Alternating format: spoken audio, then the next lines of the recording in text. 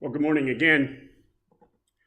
Most of you know of my love for education and that I have spent a significant amount of time teaching both at the university and college level, and sometime even teaching at seminary.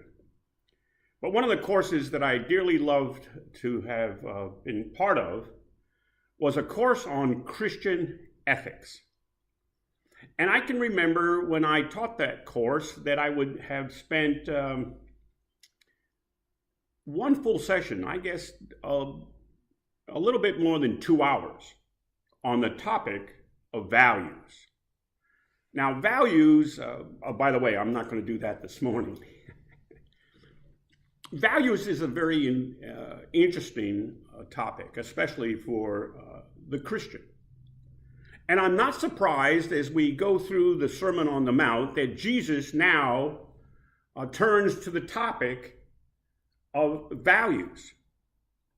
He has just condemned religious hypocrisy that is doing something that appears to be pious or worshipful, directed toward God, but in fact it was done for show, only to impress people and to garner their praise and honor. But at this point in chapter 6 of Matthew's Gospel, and I'd invite you to turn there back to what was read for us a moment ago, in verse 19, Jesus now turns his audience attention to and warns them of 3 areas that are absolutely the opposite end of the ethical spectrum from where he's been. Last week, and for them just a few moments earlier, Jesus had spoken about giving to the needy and prayer and fasting. But now he turns their attention to 3 sins: materialism, greed, and worry. Now, when you think about Jesus' Sermon on the Mount, and we have noted this each week, that the underlying theme is righteousness, living rightly before God, according to God's values, quite frankly. And now he comes to speaking about greed and materialism and worry, and when you think about those activities or those sins, at the root of each of them is a misplaced value. Now, a value is something, some activity, or even some perspective that is very, very important to an individual or even a group of individuals. And so it has so much significance, so much importance for them, that they will spend an inordinate amount of time and energy and resources to obtain it. And what Jesus is saying today in our text about storing up treasures in heaven, about working to earn earthly gain, or worrying even about what we would call human essentials, it all must be seen as a series of contrasts between acting righteously, that is, according to kingdom values, or unrighteously, which means that you have an unreasonable desire to pursue worldly values. Now, Jesus is not saying that we are not to save for retirement, or for that special project that we want to do at home, like maybe adding a new screened-in porch on the back of your property so you can watch your grandchildren play in the backyard after church on Sunday. Or fix your car. Jesus is not saying those are evil things, nor is he saying that planning and strategizing to care for yourself and for your family, to provide for those unexpected pitfalls in life, a major illness, an accident, or even a death of a family member. that is evil. Jesus and all the New Testament writers extol the virtue of being prudent and strategic and wise and thoughtful about caring for our needs. Buying life insurance does not mean you don't trust God. Not buying car insurance is illegal, if not irresponsible. Jesus is simply saying that the obsession, the single-minded focus on obtaining material wealth or material values, that is evil. Why? Because it distracts us from pursuing kingdom values, kingdom treasures. He wants us to put our minds and our focus on things that will last for eternity. Material things don't even last in this life. God's not saying, Carrie, you shouldn't have bought a boat. You need to sell it. Well, he might be saying that. I'll get to that in a second. What he could be saying is, you don't need a bigger boat. Don't be working into your 80s just so you can afford a bigger boat. Now, he might be saying, as my wife is, you need to sell the boat.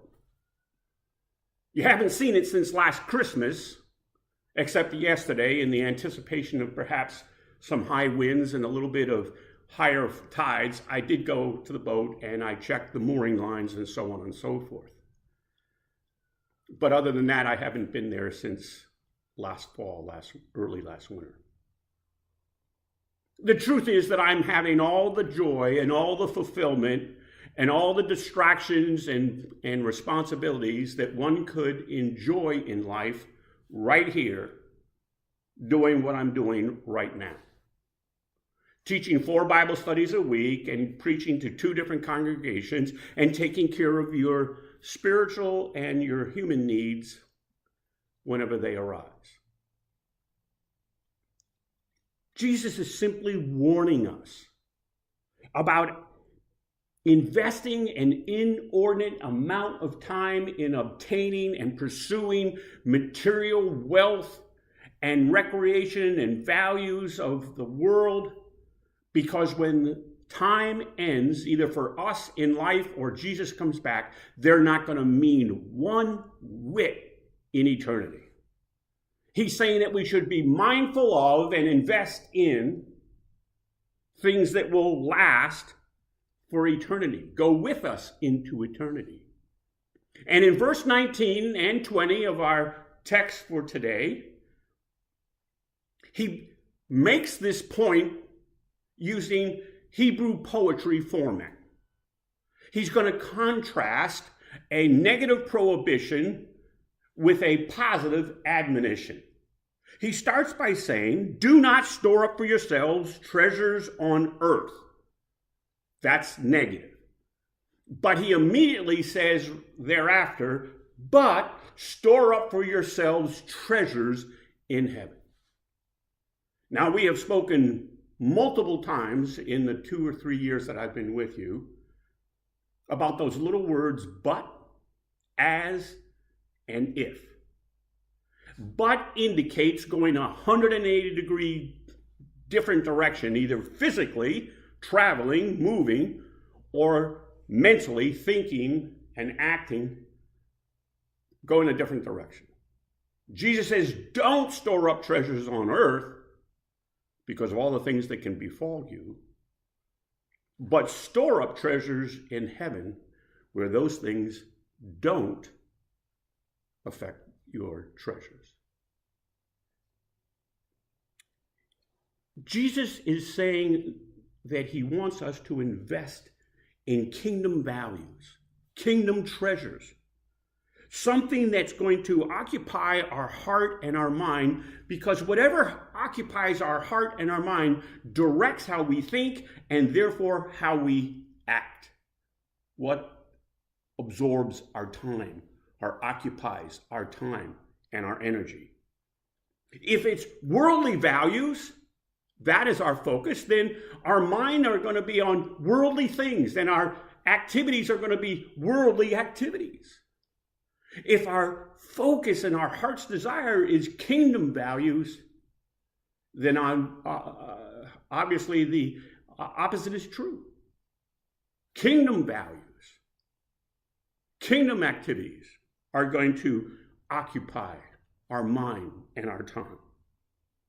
Jesus says, put your time and your effort into something that will last through eternity, because that's what has real value. So the question becomes, what are kingdom treasures? And how do I store up kingdom treasures? Now, that's a very fair and reasonable question. And it's the kind of question that I love because the answer is simple. Anything. Anything. Everything. Anything or everything we do to care for, to encourage, to build up, to support God's kingdom builds kingdom's treasures. And as I was thinking about that this past week in my study and anticipating what I was going to say, the rascal side of me came out and I said, guess what? Guess who your investment account counselor or your executive is? God. He's keeping your account for you.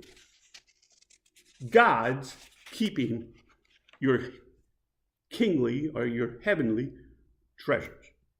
So caring for the needy, praying, fasting, singing in the choir, teaching a Sunday school class, rocking a baby in the nursery, helping to clean up after some church event. All of those things care for, build up, support God's kingdom and builds kingdom treasures. And God is watching, and he's keeping your account for you. So Jesus is simply saying, focus on kingdom values and store up treasures in heaven that will last, first go with you and then last for eternity. In verses 22 and 23, now Jesus turns from Hebrew poetry format to a metaphor that was very common in the Jewish world in the first century. And that is the metaphor of our eye. Because Hebrews thought of our eyes as being the windows to our soul. What we allow into our heart and mind through our eye determines how we think as a person, which then translates into how we act as a person, which then reveals who we are as a person. And so Jesus says, if you have a good eye, you will let light in to your heart and your mind. If you have a bad eye, then you don't let the light in. And the darkness that is already there, and it's there in all of us because we all have a sinful nature. On the inside, our nature is dark. It's not good. It's not light. We have to make a conscious decision to let the light of God's truth and God's message into the darkness that's there. And if we have a bad eye and we don't let the light in, then the darkness remains. Guess what rules our thoughts and our activities? Darkness, worldly values, the deceptions of Satan and his evil intent. Ironically, those people who have made a choice not to let the light of God's truth into their hearts and minds through their eyes or their ears if they hear the gospel, they don't know that they're in darkness. They would laugh hilariously at you. They don't know that they're lost. In fact, they think we are the ones that are lost, that we've lost touch with reality. We're off in some la-la land of faith, they will insist. Because they don't have the light of God's truth in them, they can't see clearly. They're in darkness, and they are lost, spiritually for sure. And humanly, they're lost in the sense that they can't see right from wrong. They don't know what's right and what's wrong. They don't know what's good and what's bad. Because all they have to direct themselves is their darkness, Satan's deceptions. You know, they think we're the ones that have been lost. We're out of touch. And Jesus says later that wide is the road that leads to destruction and utter ruin, and many there are that find it. Well, in verse 24 of our text, Jesus explains what's behind these two choices: worldly treasure, kingdom treasure. A good eye and God's truth, or a bad eye and the world's darkness. What's behind these two options is our choice, our values. You see, we make a choice. We establish what is valuable to us. A value is not a value unless you have a choice. If you have no choice, there's no value. You've got to do something one way or another. But God has given us the responsibility and the privilege of making a choice to establish what's valuable for us. And Jesus goes on and says that you can't serve worldly values and kingdom values. You can't serve the world and God. And he knows, and I know, and perhaps you know, that many, many people try to do that. Balance both. Live for the world Monday through Friday or Saturday, and then sometime early Sunday morning, if they're able to get up out of bed, then they come and they think that they're going to live for kingdom values. And Jesus says, no, it doesn't work that way. You can't do that. The only person you're kidding is yourself. And because of that, in verse 25, he begins his next section with the word therefore. And I find that a very interesting word for Jesus to use at this place. But it's a signal. It's a key. We all know that in the New Testament, when you see the word therefore, you want to stop and say, why is it there for? Or what is it there for? You see, Jesus, who is speaking to this very diverse crowd, realizes that within this crowd are genuine people that have heard his message and have followed him to this hillside in Galilee, on this mountainside, to hear him. And because they are genuine Christians, genuine disciples, they will have made the right choice with those values. And so he says, having made that right choice, established right values, he says, don't worry. Don't worry. Do not worry. And he goes on to list what we call, the essentials to human life: food, clothing, and shelter type things. We all know you've got to have food, clothing, and shelter to survive. And Jesus says, don't worry. Now, in the context of the Sermon on the Mount, when Jesus says, don't worry, you cannot translate that into don't think, don't plan, don't strategize. We've already covered the fact that God expects you to do that. Jesus expected you to do that. Jesus is simply saying that you are, what he said all through the Sermon on the Mount, don't do anything to excess. And certainly don't do those things to excess. Why? Because he will take care of you. Now, that doesn't mean you don't have to work. Because guess where that job came from? Guess where your ability to amass temporal wealth and have all the toys of life and have a good life and prepare yourself or provide for yourself and for your family. You think you did that all on your own? You better think again. It was a gift from God. We are to do all that we can in our own strength and the skill and the talents that God has given us. And it's kind of like the proverbial, when you get to the end of your rope and you've done all that you can, God's there to pick up the slack. He's always got you covered. Now, one of the things about the Sermon on the Mount is that you can't take any one of the teachings that Jesus gives here and push it to its extreme, because then you distort it. You can't take it to the absolute. Jesus didn't say, don't give to the needy. He said, give to the needy God's way, privately, humbly. Don't blow your own horn. God sees it. Jesus didn't say, don't pray. Jesus certainly was going to teach us how to pray. He commands us to pray. But he says, pray with the right focus.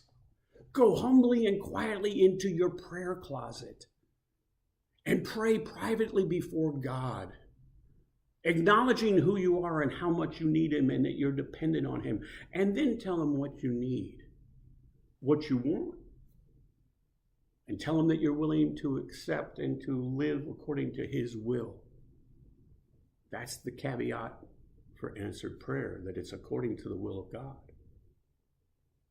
Jesus says, don't work, don't plan, don't strategize, don't take care of life's necessities. He says, don't do it to excess. Don't obsess about it. Don't do any of these good things, necessary things, to the extent that you forget to trust God and have faith in his presence in your life and his providential care. That's the bottom line here. Trusting and having faith in God. You know, the writer to the Hebrews says that without faith, a synonym would be trust. It's impossible to please God. Don't do anything that excludes God. You know, in light of God's bountiful care from the beginning of time, and we look biblically through the history of the Hebrew people, we see God who has provided and cared for and disciplined, but he's been intimately involved with humans from the get-go. And so the questions in verses 31 and 32 are, in effect, rhetorical questions. They're unanswerable. Because the God who loves and who cares and who provides and protects will continue to love and care and provide and protect until the end of time. Either when we go home to be with him, or he comes and time ends and eternity starts.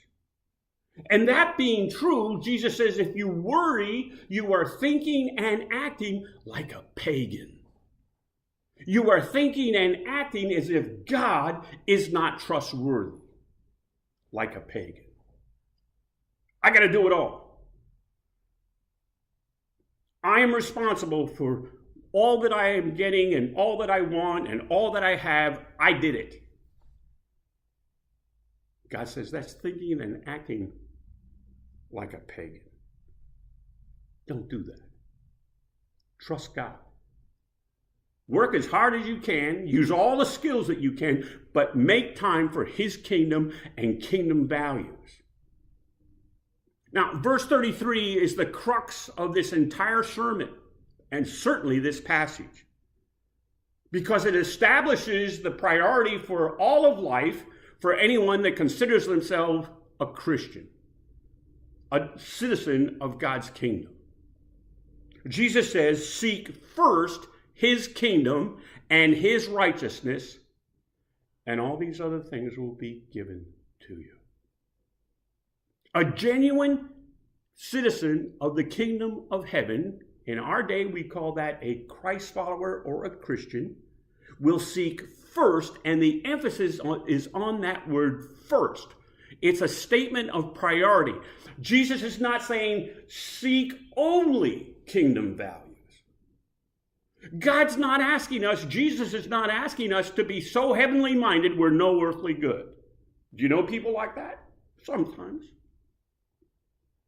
Well, so earthly minded, no heavenly, not heavenly any good. You see the balance there? That's what Jesus is teaching. Keep first his kingdom and his values. And then how you live in life will certainly build up treasures in heaven, and you will live righteously before him and be blessed. You know, citizens of the kingdom are to enter into the kingdom now in this day and age, and to participate in sharing God's love and grace and mercy and forgiveness that's available. That is his kingdom rule for everyone when they make a decision to come into his family. It was brought to us by Jesus. And when we do those things, we live rightly before him. We live lives worthy of him. And we are building up kingdom treasures in anticipation of Jesus' second coming, when his kingdom will come and be here in its fullness. That's called eternity. And when you think about it, it is the 3 lines in the prayer that we recite every Sunday in worship. Hallowed be thy name, thy kingdom come, thy will be done on earth as it is in heaven. That is kingdom living, according to kingdom values, building up kingdom treasures, investing in the future of eternity. Now, Jesus is very straightforward and very open in this sermon and all of his public teachings. If you live this way, persecution will come. Ridicule, abuse. And we who have lived in Western culture, and certainly in the United States for the last number of decades, we have lived in a honeymoon time. And that has come to an end. And here in South Alabama, we're still not quite as dark as other parts of the country. But in some areas of the United States, to be a Christian puts yourself at risk, puts your business at risk, puts your profession and your job at risk. And it will get worse before it's over. And Jesus warned us. The world hated him, and they're going to hate us. And they're going to hate people that live according to kingdom values. But when we do live according to kingdom values, our lives model what it means to have the love and grace and care of the eternal God of creation in our lives. And when the world watches how we go through difficult times, because we're not immune to difficult times, but we have the eternal God of creation to go with us through those times. And when we exhibit love toward others and joy even in the midst of trials, they say, hey, I want what you got. And they make a decision to come into the kingdom of God, or into the family of God. And when that happens, God gives us praise and honor and glory. Why? Because we are approved by him. Not by people, but by God.